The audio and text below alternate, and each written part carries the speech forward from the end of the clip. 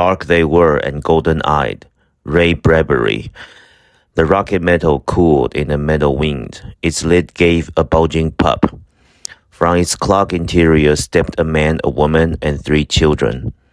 The other passengers whispered away across the Martian meadow, leaving the man alone among his family. The man felt his hair flutter and the tissue of his body draw tight as if he were standing at the center of the vacuum.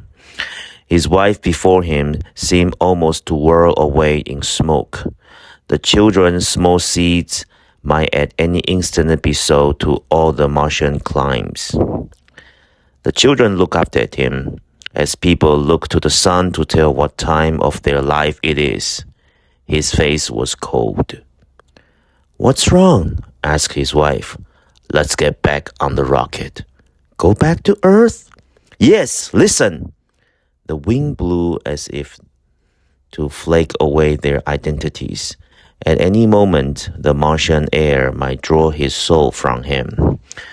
As Nero comes from a white bones, he feels submerged in a chemical that could dissolve his intellect and burn away his past. They look at Martian hills that time had worn with a crushing pressure of years. They saw the old cities lost in their meadows, lying like children's delicate bones among the blowing lakes of grass. "Chin up, Harry," said his wife. "It's too late. We've come over 60 million miles." The children with their yellow hair hollered at the deep dome of Martian sky. There was no answer but the racing hiss of wind through the stiff grass. He picked up the luggage in his cold hands. "Here we go," he said, a man standing on the edge of the sea, ready to wade in and be drowned. They walked into town. Their name was Bittering. Harry and his wife Cora, Dan, Laura, and David. They built a small white cottage and ate good breakfast there. But the fear was never gone. It laid with Mr. Bitterings and Mrs. Bittering, a third unbidden partner at every midnight talk, at every dawn awakening. "I feel like a salt crystal," he said, "in a mountain stream being washed away. We don't belong here. We're Earth people. This is Mars. It was meant for Martians. For heaven's sake, Cora, let's buy tickets for home." But she only shook her head. "One day the atom bombs will fix Earth. Then we'll be safe here." "Safe and insane!" Tick-tock. 7 o'clock sang and voice clock. Time to get up, and they did. Something made him check everything each morning. Warm hearth, potted blood, geraniums, precisely as if he expected something to be amiss. The morning paper was toast warm from the 6 a.m. Earth rocket. He broke his seal and tilted it as his breakfast place. He forced himself to be convivial. "Colonial days all over again," he could declare. "Why, in 10 years there'll be 1,000,000 Earthmen on Mars. Big cities, everything. They said we'd fail. Said the Martians would resent our invasion. But did we find any Martians? Not a living soul. Oh, we found their empty cities, but no one in there, right?" A river of wind submerged the house. When the windows ceased rattling, Mr. Bittering swallowed and looked at the children. "I don't know," said David. "Maybe there's Martian around we don't see. Sometimes, nights, I think I hear them. I hear the wind. The sand hits my window. I get scared. And I see those towns way up in the mountains where the Martians lived a long time ago. And I think I see things moving around those towns, Papa. And I wonder if those Martians mind us living here. I wonder if they won't do something to us for coming here." "Nonsense!" Mr. Bittering looked out of the window. "We're clean, decent people." He looked at his children. "All dead cities have some kind of ghost in them. Memories, I mean. He stared at the hills. You see a staircase and you wonder what Martian looked like climbing it. You see Martian paintings and you wonder what the painters was like. You make a little ghost in your mind, a memory. It's quite natural.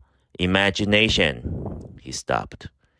You haven't been prowling up in those ruins, have you? No, Papa.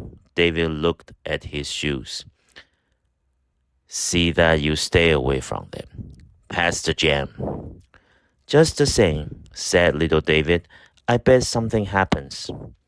Something happened that afternoon. Laura stumbled through the settlement, crying. She dashed blindly onto the porch. Mother, Father, the war, Earth, she sobbed. A radio flash just came. Atom bombs hit New York. All the space rockets blown up. No more rockets to Mars, ever. Oh, Harry. The mother held onto her husband and daughter.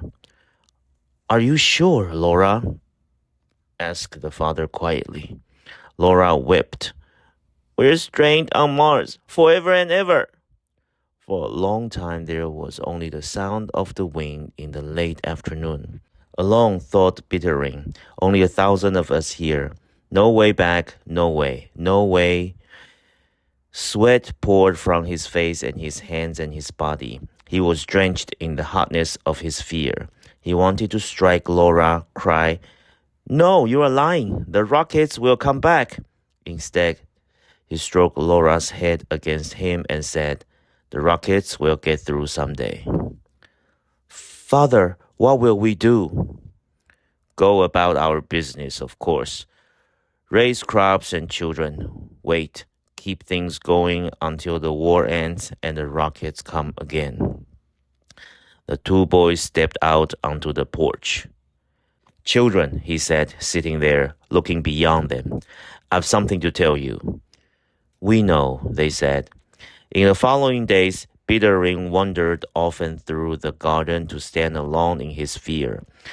As long as the rockets had spun a silver web across space, he had been able to accept Mars. For he had always told himself, tomorrow, if I want, I can buy a ticket and go back to Earth. But now, the web gone, the rockets lying in jigsaw heaps of molten grinders and unsnaked wire. Earth people left to the strangeness of Mars, the cinnamon dusts and winged airs, to be baked like gingerbread shapes in Martian summers.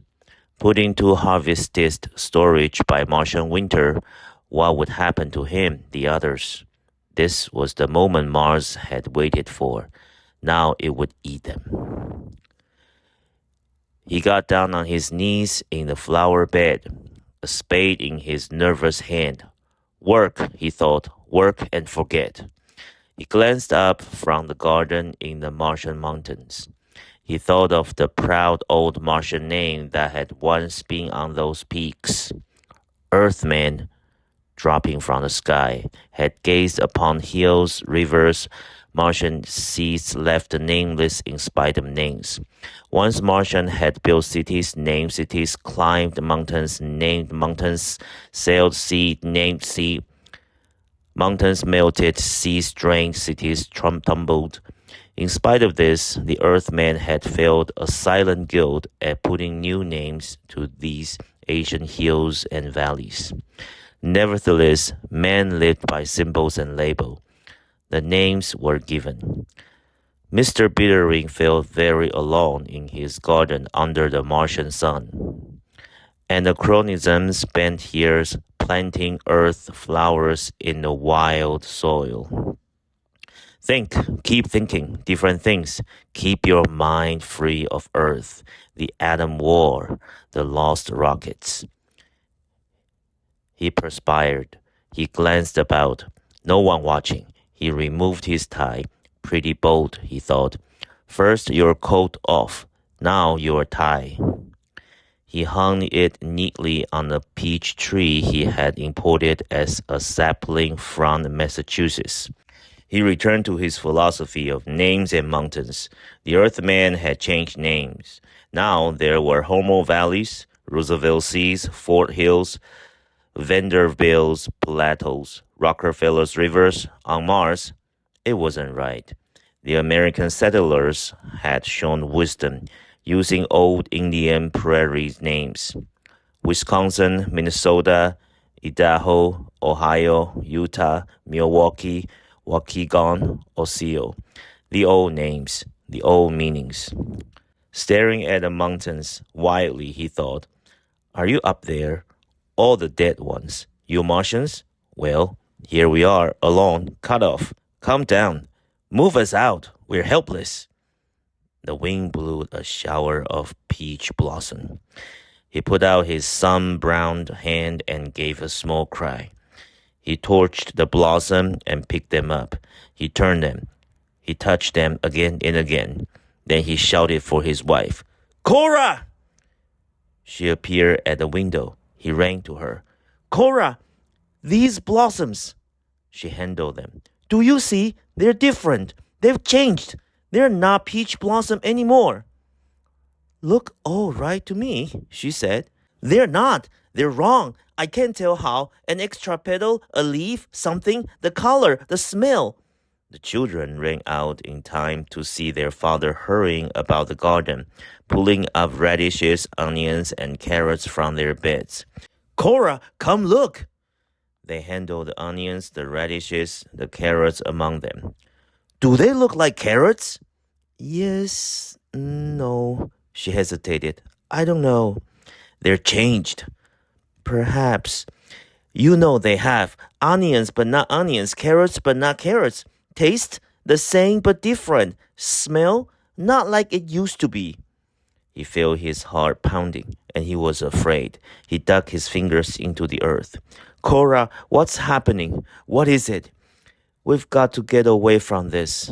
He ran across the garden. Each tree felt his touch. The roses, they're turning green." And they stood looking at the green roses. And 2 days later, Dan came running. "Come see the cow. I was milking her and I saw it. Come on." They stood in the shed and looked at their one cow. It was growing a third horn. And the lawn in front of their house very quietly and slowly was coloring itself like a spring violets, seed from earth but growing up a soft purple. "We must get away," said Bittering. "We'll eat this stuff and then we'll change. Who knows to what? I can't let it happen. There is only one thing to do. Burn this food." "It's not poisoned." "But it is, subtly, very subtly, a little bit, a very little bit. We mustn't touch it." He looked with dismay at their house. "Even the house, the wind's done something to it. The air's burned it, the fog at night, the board, all warped out of shape. It's not an earthman's house anymore." "Oh, your imaginations." He put on his coat and tie. "I'm going into town. We've got to do something now. I'll be back." "Wait, Harry," his wife cried, but he was gone. In town, on the shadowy step of the grocery store, the men sat with their hands on their knees, conversing with great leisure and ease. Mr. Bittering wanted to fire a pistol in the air. "What are you doing, you fools?" he thought. "Sitting here? You've heard the news. We're stranded on this planet. Well, move! Aren't you frightened? Aren't you afraid? What are you going to do?" "Hello, Harry," said everyone.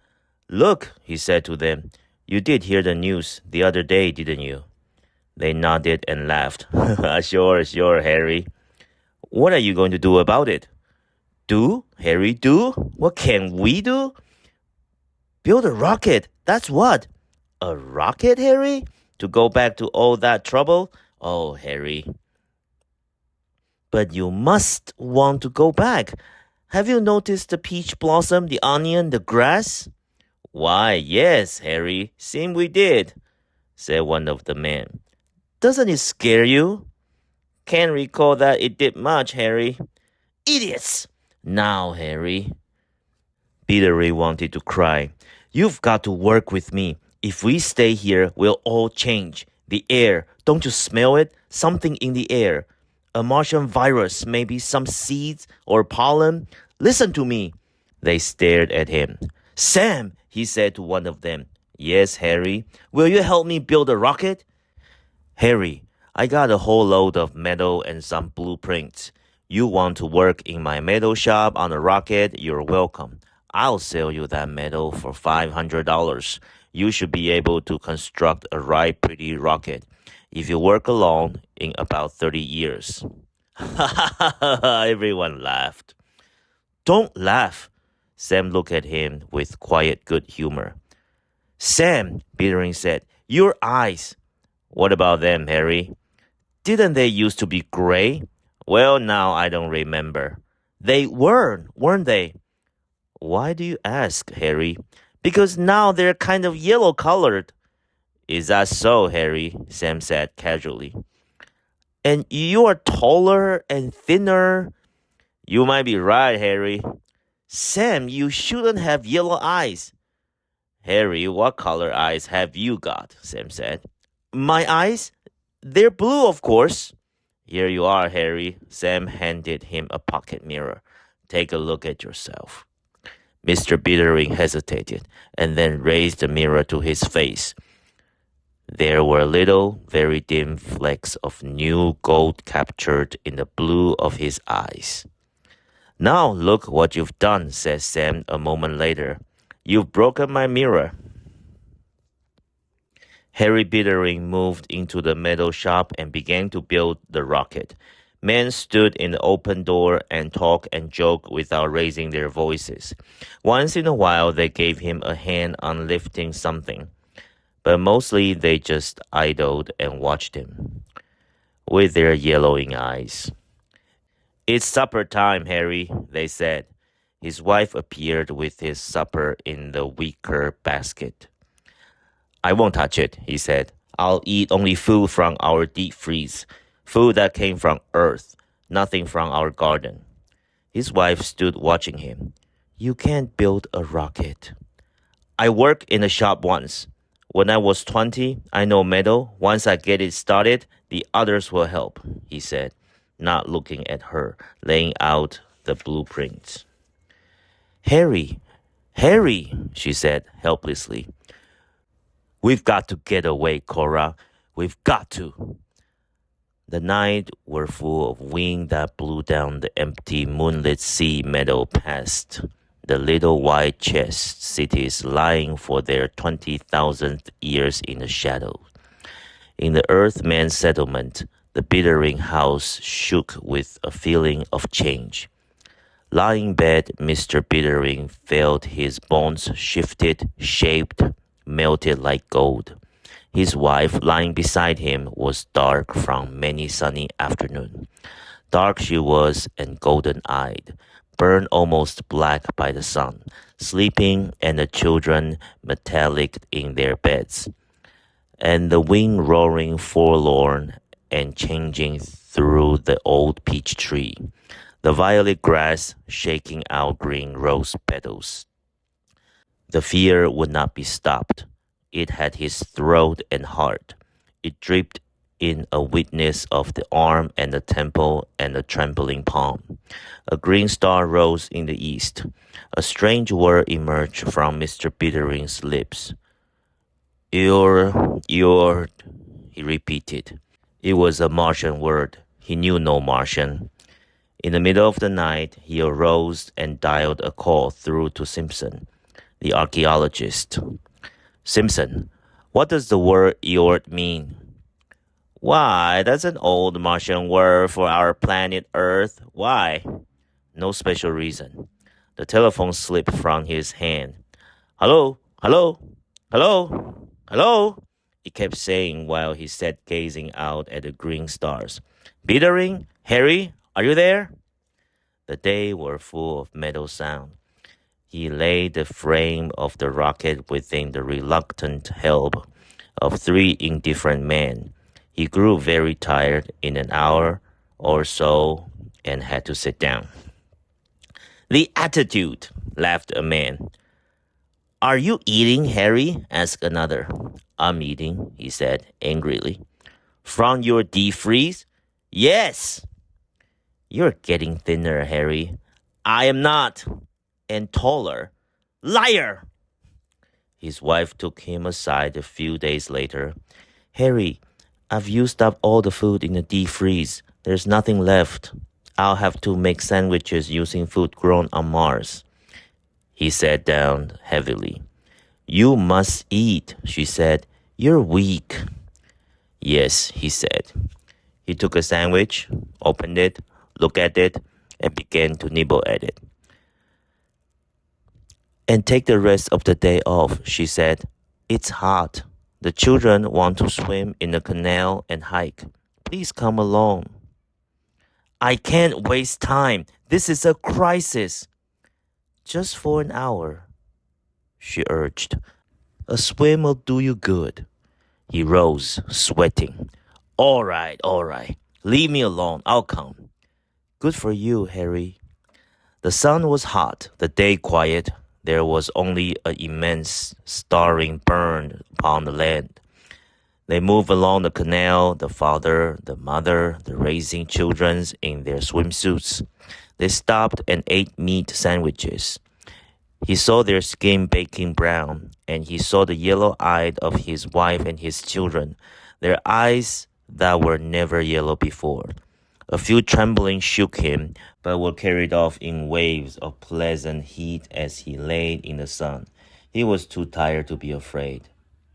Cora, how long have your eyes been yellow? She was bewildered. Always, I guess. They didn't change from brown in the last 3 months? She bit her lips. No. Why do you ask? Never mind. They sat there. The children's eyes, he said, they're yellow too. Sometimes growing children's eyes change colors. Maybe we're children too. At least to Mars. That's a thought. He laughed. I think I'll swim. They leaped into the canal water, and he let himself sink down and down to the bottom like the golden statue, and lie there in green silence. All was water quiet and deep.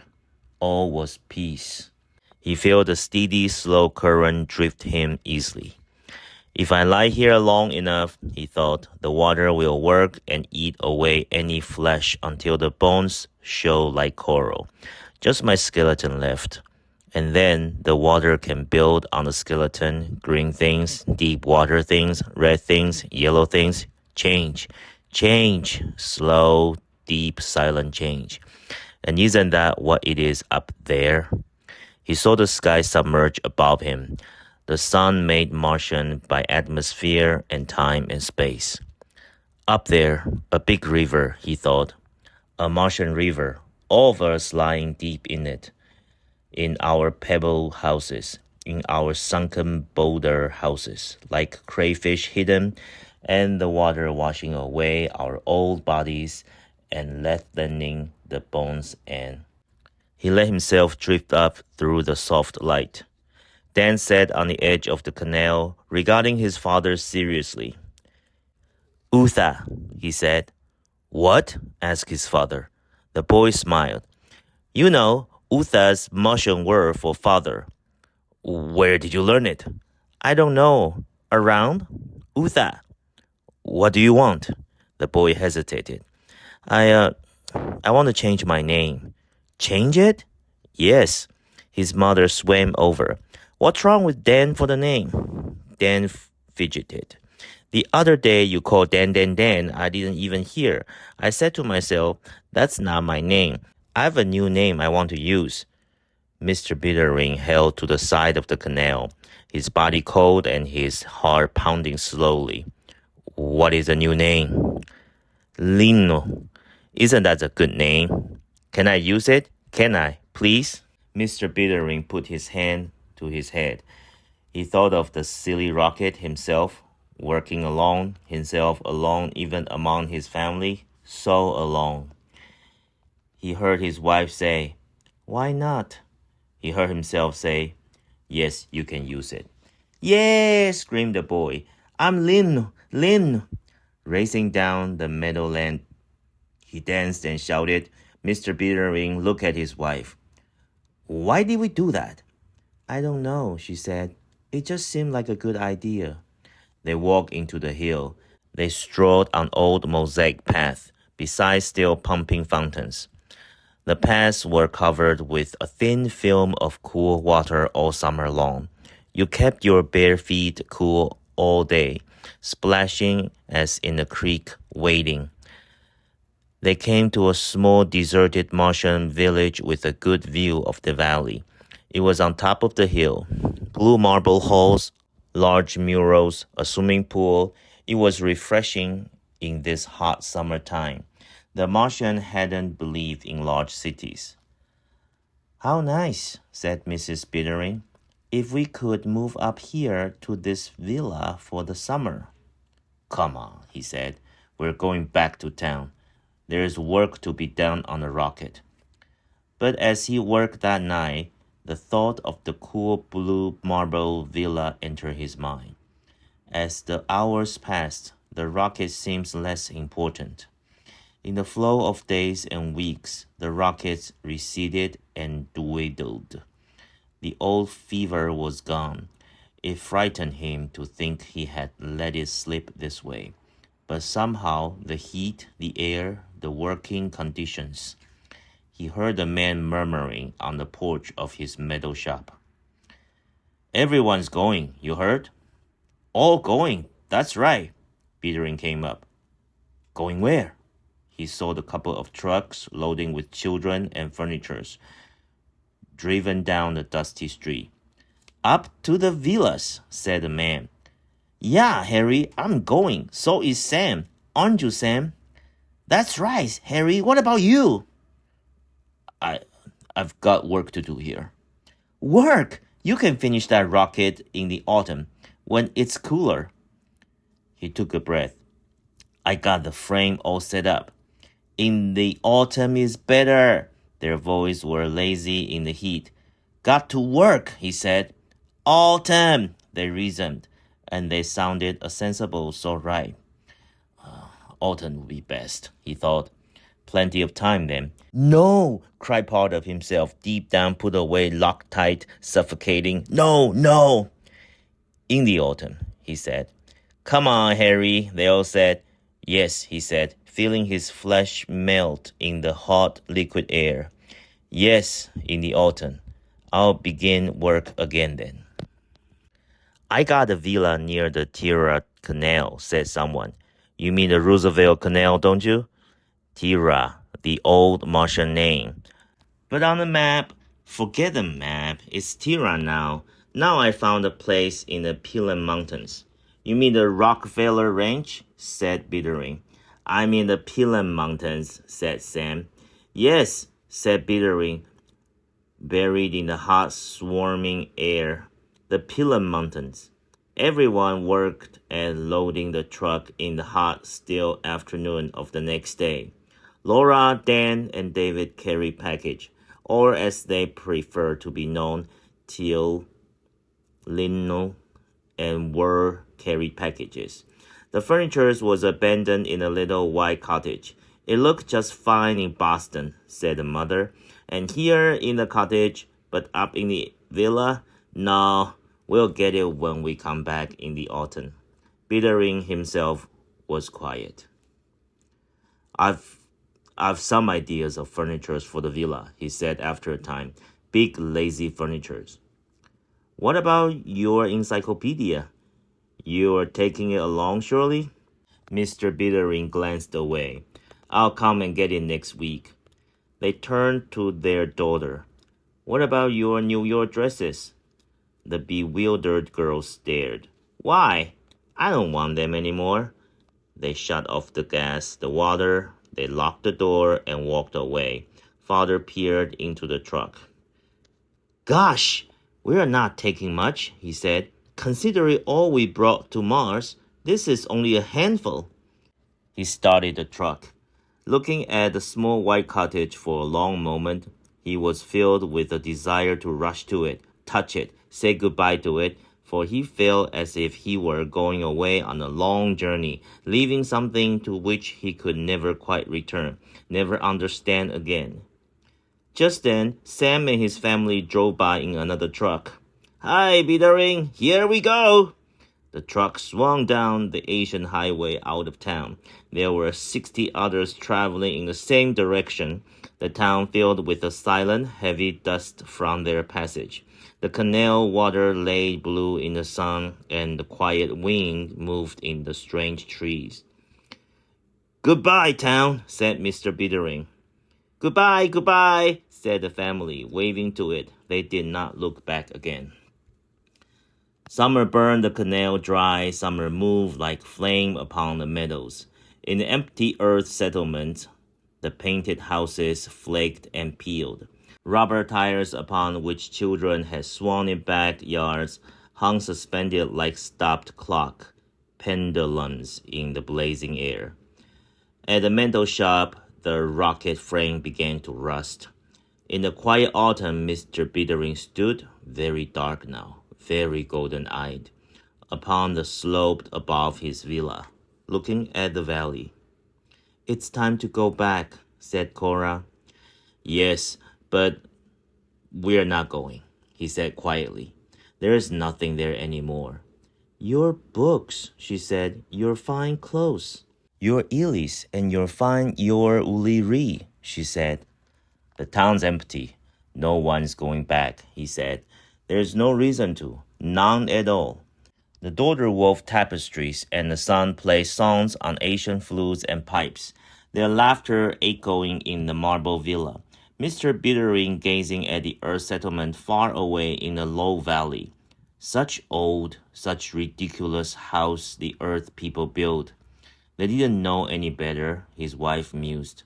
Such ugly people. I'm glad they've gone. They both looked at each other, startled by all they had just finished saying. They laughed. Where did they go? He wondered. He glanced at his wife. She was golden and slender as his daughter. She looked at him, and he seemed almost as young as their eldest son. "I don't know," she said.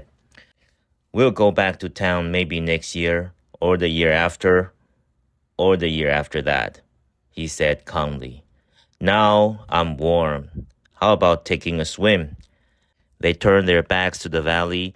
Arm in arm, they walked silently down a path of clear running spring water. 5 years later, a rocket fell out of the sky. It lay steaming in the valley. Men leaped out of it, shouting, "We won the war on Earth! We're here to rescue you! Hey!" But the American-built town of cottages, peach trees, and theaters was silent. They found a flimsy rocket frame rusting in an empty shop. The rocket man searched the hills. The captain established headquarters in the abandoned bar. His lieutenant came back to report. "The town's empty, but we found native lives in the hills, sir. Dark people, yellow eyes, Martian. Very friendly. We talked a bit. Not much. They learn English fast. I'm sure our relations will be most friendly with them, sir." "Dark, huh?" mused the captain. "How many?" 6, 800. "I'd say, living in those marble ruins in the hills, sir. Tall, healthy, beautiful woman." "Did I tell you what became of the man and the woman who built this earth settlement, Lieutenant?" "They hadn't the foggiest notion of what happened to this town of these people." Strange. You think those Martians killed them?" "They look surprisingly peaceful. Chances are a plague did this town in, sir." "Perhaps. I suppose this is one of those mysteries we'll never solve. One of those mysteries you read about." The captain looked at the room, the dusty windows, the blue mountains rising beyond, the canal moving in the light, and he heard a soft wind in the air. He shivered. Then, recovering, he tapped a large fresh map he had thumble-tacked to the top of an empty table.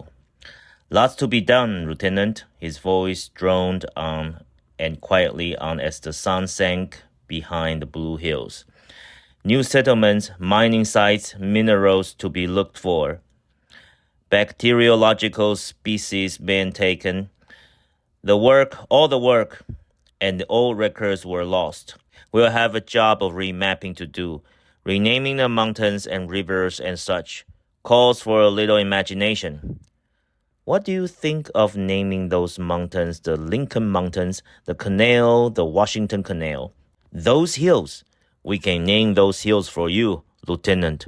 Diplomacy. And you, for a favor, might name a town for me. Polishing the apple. And why not make this the Einstein Valley? And farther over. Are you listening, Lieutenant? The lieutenant snapped his gaze from the blue collar and the quiet mist of the hills far beyond the town. What? Oh, yes, sir.